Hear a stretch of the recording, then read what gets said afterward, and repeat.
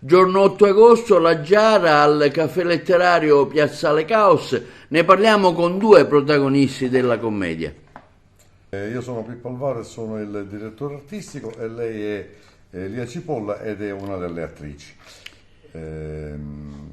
Quest'anno rispetto a quella che abbiamo fatto l'anno scorso cambiamenti ce ne sono pochi, ma il cambiamento principale è che ci sono degli attori diversi e la struttura è rimasta la stessa ma con delle leggere migliorie. Quindi dopo quello che avete, per chi lo ha visto ovviamente, dopo quello che avete visto l'anno scorso, quest'anno lo spettacolo sarà sicuramente più godibile.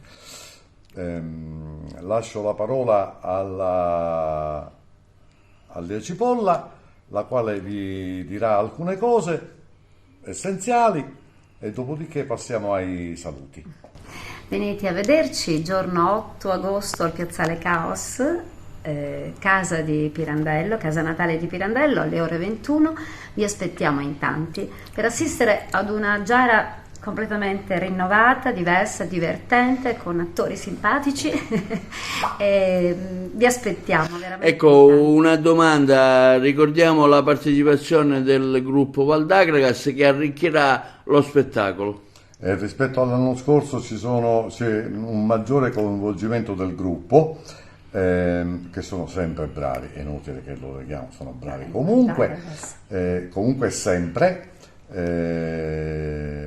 sia Lello che Nino sono due ragazzi deliziosi.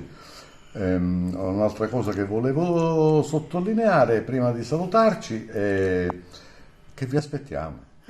Senti, abbiamo altri appuntamenti con l'occasione, se li ricordiamo. Allora, abbiamo altri appuntamenti sia della Giara che di altri spettacoli, due dei quali sono L'altro figlio, giorno 12 di settembre all'Efebo, e La Morsa il 20 di settembre sempre all'Efebo.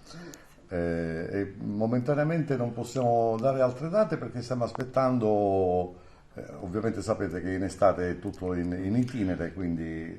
Ricordiamo anche il ruolo di Angelo Cinque?